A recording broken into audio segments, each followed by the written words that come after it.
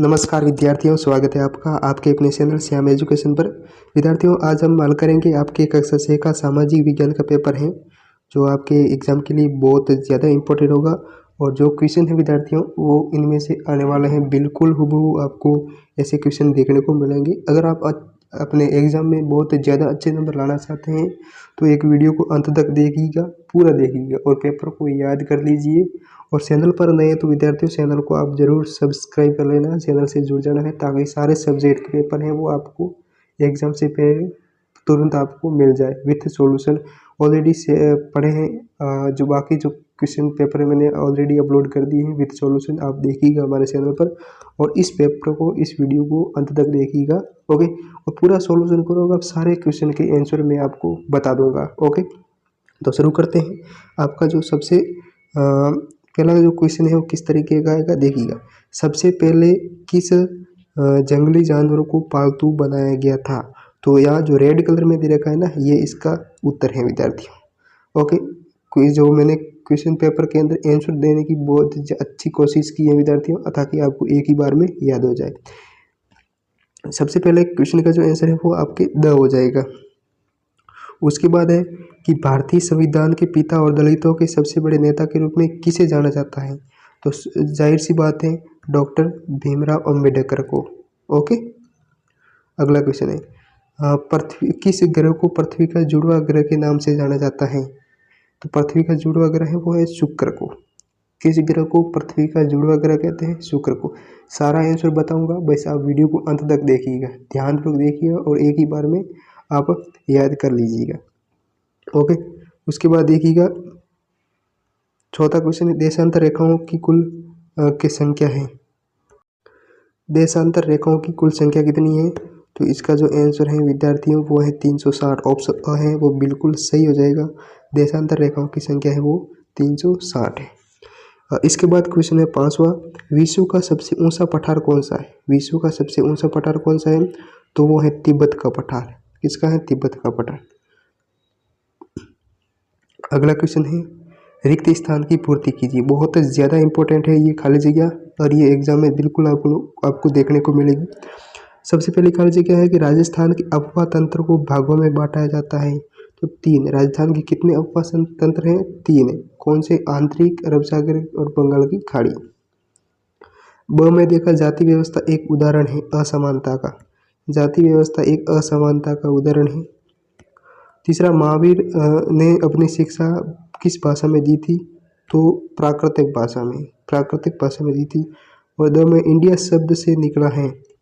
India किस शब्द से निकला है? तो इंडस से। किससे? इंडस से, ओके। तो ये आप याद कर लीजिएगा, खाली जगह पूरी की पूरी। और उसके बाद आपके क्वेश्चन आएंगे, और उसके बाद आंसर भी मैंने साथ में ऐड कर दिया है। सबसे पहला जो क्वेश्चन है कि सूर्य से उसकी दूरी के अनुसार सभी ग्रहों को नाम लिखने हैं। सूर्य से उसकी दूरी के अनुसार सभी ग्रहों के नाम लिखने हैं। तो सबसे पहला बुध, शुक्र, पृथ्वी, मंगल, बृहस्पति, शनि, यूरेनस और नेपच्यून, ठीक है। देखो, सूर्य के सबसे नज़दीक है बुध है, उसके बाद शुक्र, पृथ्वी, मंगल, बृहस्पति, शनि, यूरेनस और नेपच्यून। उसके बाद 8वां है, पृथ्वी का सही आकार क्या है? पृथ्वी का सही आकार क्या? तो हमारी पृथ्वी है वो पूर्ण रूप से गोलाकार नहीं है, ये उत्तरी और दक्षिणी ध्रुवों पर थोड़ी चपटी तथा मध्य में थोड़ी उभरी हुई है। ये सेब के आकार के समान है, ठीक है। ये पृथ्वी का आकार है। अगला है कि कर्क रेखा का अक्षांशीय मान क्या है? तो कर्क रेखा का अक्षांशीय मान है 23.5 डिग्री उत्तरी अक्षांश, ठीक है। और उसके बाद है 10वां, पृथ्वी के 3 ताप कटिबंध कौन कौन से हैं? पृथ्वी के 3 ताप कटिबंध, एक उष्ण कटिबंध और शीतोष्ण कटिबंध और शीत कटिबंध। अगला क्वेश्चन, घूर्णन और परिक्रमण को परिभाषित कीजिए, ठीक है। घूर्णन किसे कहते हैं और परिक्रमण किसे कहते हैं? ठीक है, पृथ्वी का अपने अक्ष पर घूमना घूर्णन कहलाता है। पृथ्वी का अपने अक्ष पर घूमना घूर्णन कहलाता है। सूर्य के चारों ओर स्थिर कक्ष में पृथ्वी की गति को परिक्रमण कहते हैं, ठीक है। ये आपका घूर्णन और परिक्रमण में अंतर हो गया। उसके बाद 12वां, पृथ्वी को नीला ग्रह क्यों कहा जाता है? देखिएगा, पृथ्वी को नीला ग्रह इसलिए कहा जाता है, पृथ्वी को नीला ग्रह कहा जाता है क्योंकि सतह का लगभग 66 यानी 66% हिस्सा है वो पानी से ढका होता है, जिससे ये बाहरी स्थान से नीला दिखाई देता है। ठीक है, इसी वजह से पृथ्वी को नीला ग्रह कहते हैं। उसके बाद 13वां क्वेश्चन है, रेड क्लिप रेखा किसे कहते हैं? रेड क्लिप रेखा विद्यार्थियों, सारा क्वेश्चन पेपर है वो इम्पोर्टेंट है बहुत ज़्यादा आपके लिए एग्जाम के लिए, क्योंकि जो क्वेश्चन है वो बिल्कुल पूछे जाएंगे। और उम्मीद करूंगा कि आप वीडियो को अंत तक देखिएगा, और चैनल पर नए तो चैनल को आप जरूर सब्सक्राइब करिएगा। देखो, जबकि अगस्त 1947 में भारत और पाकिस्तान के बीच खींची गई अंतर्राष्ट्रीय सीमा रेखा को रेड क्लिप रेखा कहते हैं। रेड क्लिप नाम का एक अंग्रेज था, उन्होंने जब 1947 में भारत और पाकिस्तान का विभाजन हुआ था तब एक लाइन खींची गई थी। ठीक है, और उसके बाद आएगा 14वां क्वेश्चन है कि कल्पट्टू के लोगों के जीवन यापन के मुख्य स्रोतों का उल्लेख कीजिए। ये विद्यार्थियों आपको क्या करना है, ऐसे क्वेश्चन बड़े बड़े क्वेश्चन है उनको आप नोट कर लीजिए कॉपी में, और उसके बाद अपनी पासबुक से याद कर लेना। ठीक है, और अगला है 15वां, शेखर शहर के बाजार में अपना धान क्यों नहीं बेच पाता? ठीक है, तो देखिएगा, शेखर बीज और खाद व्यापारी से उधार खरीदता है। इस उधार को चुकाने के लिए उसे अपना धान व्यापारी को कम दाम पर ही बेचना पड़ता है, इसलिए शेखर अपना धान बाजार में नहीं बेचता है, यही कारण है। उसके बाद है कि 16वां क्वेश्चन है, गंगाबाई ने क्या किया और क्यों? गंगाबाई ने क्या किया और क्यों? देखो, गंगाबाई के मोहल्ले की गली से नियमित रूप से कचरे उठाने की व्यवस्था नहीं थी, जिससे गंदगी और बदबू सभी लोग परेशान थे। इसीलिए गंगाबाई ने मोहल्ले की सभी औरतों के साथ मिलकर पहले पार्षद के सामने फिर आयुक्त के सामने विरोध प्रदर्शन किया। तो ये गंगाबाई ने जो कार्य किया था ये जो। उसके बाद है 17वां है कि तहसीलदार का क्या काम होता है? तहसीलदार का क्या काम होता है? तो ये तहसील से भू राजस्व के रूप में कर प्राप्त करने का प्रभारी होता है। इंपॉर्टेंट काम है, ये आप लिख देना कि ये तहसील में क्या करता है, भू राजस्व रूप में एक ऋण या कर प्राप्त करने का प्रभारी होता है। 18वां है कि ग्राम सभा क्या होती है? देखिए, ग्राम सभा ग्राम स्तर पर विधायी कार्य करती है, जैसे राज्य विधायिका राज्य स्तर पर कार्य करती है। मतलब ग्राम सभा वो ग्राम स्तर पर विधायी कार्य करता है, जैसे राज्य विधायिका होती है वो राज्य स्तर पर काम करती है, वैसे वैसे जो ग्राम सभा हो तो ग्राम स्तर पर कार्य करती है। उसके बाद है 19वां क्वेश्चन है कि खेती करने वाले लोग एक ही स्थान पर लंबे समय तक क्यों रहते हैं?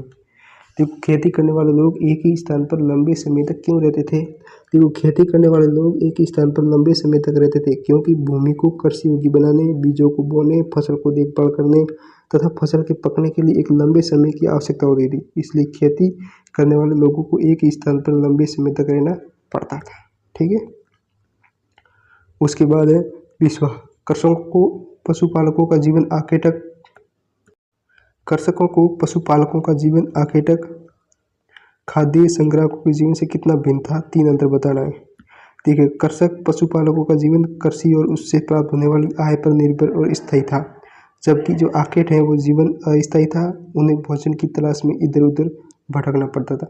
जो कृषि पशुपालक थे उनका जीवन तो कृषि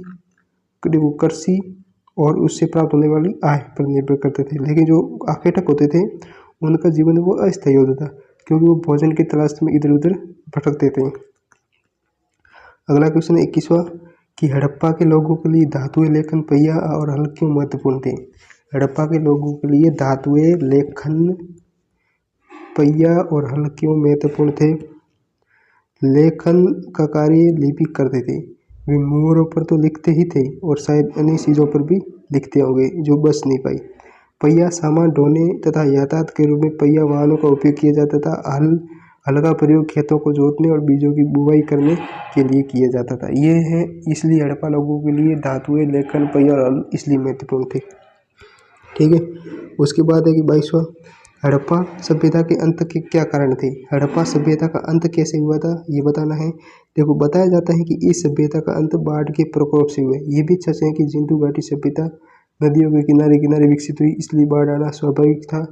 ये तर्क सर्वमान्य है, लेकिन कुछ विद्वान मानते हैं कि केवल बाढ़ के कारण इतनी विशाल सभ्यता समाप्त नहीं हो सकती। तो ये जो कारण थे हड़प्पा सभ्यता का अंत के, तो ये आपको सारे आंसर लिखने हैं एग्जाम में।